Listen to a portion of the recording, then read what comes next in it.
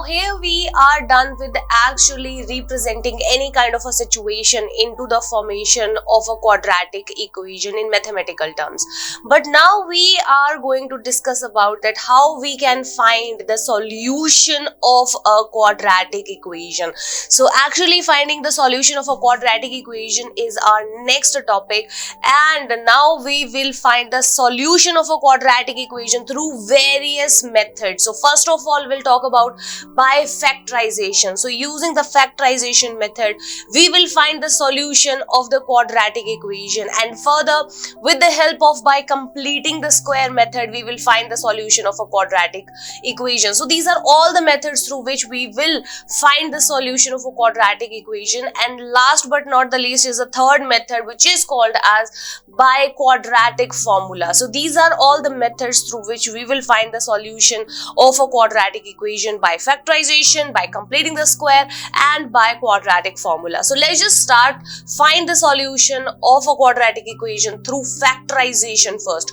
So let us suppose if we are talking about the solution of a quadratic equation by factorization, let's just take an example of it. For an instance, we have an example as find the roots of the quadratic equation which is given to us is nothing but 2x square minus of 5x plus of 3 is equal to 0. As we can see, this is definitely the standard form of a quadratic equation, because the standard form of a quadratic equation is nothing but of the form ax square plus of bx plus of c is equal to 0.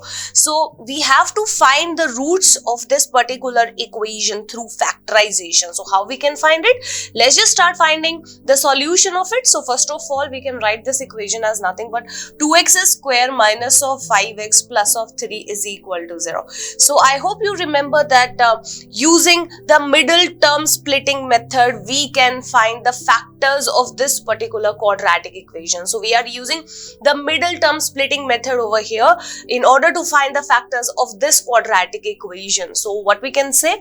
We can say by using the middle term splitting method,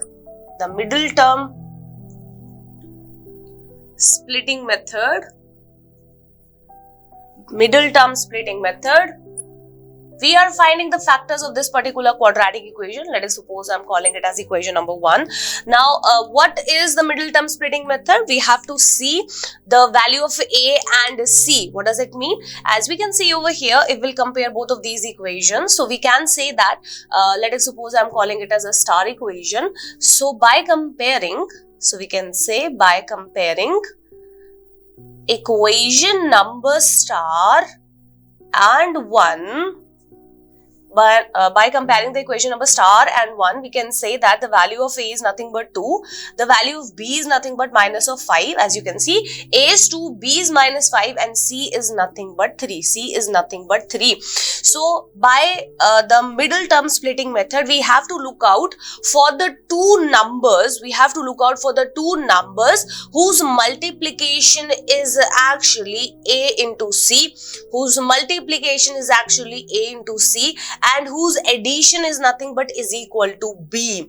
As you can see over here, we have to look out for the numbers, for the two numbers whose multiplication is nothing but 6 and whose addition is nothing but 5, because we always used to see this sign. As we can see, we have to look out for the two numbers whose multiplication is actually a into c. A into c is nothing but 3 into 2, we can see this is nothing but 6. So we have to look out for the two numbers whose multiplication is 6 and whose addition is nothing but this number, that is 5. Whose addition is nothing but 5, which is equivalent to 5. So obviously these two numbers are nothing but 3 and 2, because 3 and 2 is nothing but 6 and 3 plus 2 is nothing but 5. So it means that we can write 3 plus 2 in place of 5 using the middle term splitting method. Now let's just follow the middle term splitting method. So we can write the equation number 1 as, so we'll say from equation number 1, we can write the equation number 1 as 2x square minus 5x plus of 3 is equal to 0. Now let's just write 2x square minus of 5. In place of 5, we can write 3 plus 2. So here in place of 5, we are writing 3 plus 2 of x plus of 3 is equal to 0. Now let's just solve this equation. This is 2x square minus of 3x minus of 2x plus of 3 is equal to 0. Further, we'll take these two terms together and these two terms together. So let's just take the common terms. As we can see, x is common over here. We have 2x minus of 3. We can take negative common from this. So this will be minus of 2x minus of 3 is equal to 0. Again, we can say we have 2x minus 3 common, and the term that is left out is x minus of 1, which is equal to 0.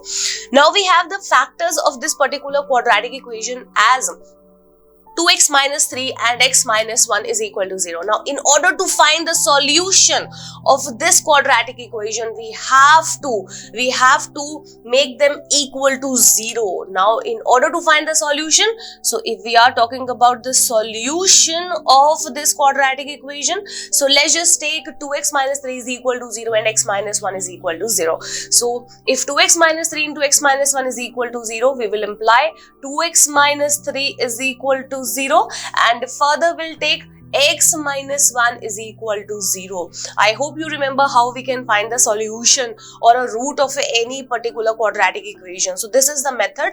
So we'll take 2x minus 3 is equal to 0, x minus 1 is equal to 0. Now let's just take out the value of x over here. So 2x is nothing but is equal to 3, implies x is nothing but 3 by 2. And in the similar manner, x minus 1 is equal to 0 means x is nothing but is equal to 1. So these two are nothing but called as the solution or the roots or the zeros of this particular quadratic equation using the factorization method. This is all about the factorization. So always remember, whenever we are using a factorization method in order to find the solution of a quadratic equation, we'll always use the middle term splitting method, and using the middle term splitting method, we will find the solution as this, as we can see over here. For the quadratic equation 2x square minus 5x plus 3, the two roots of this quadratic equation is nothing but x is equal to 3 by 2 and x is equal to 1. I hope all the steps related to this question is all clear to you. Now let's just move on further towards the example number 2 to clarify this concept a little bit more.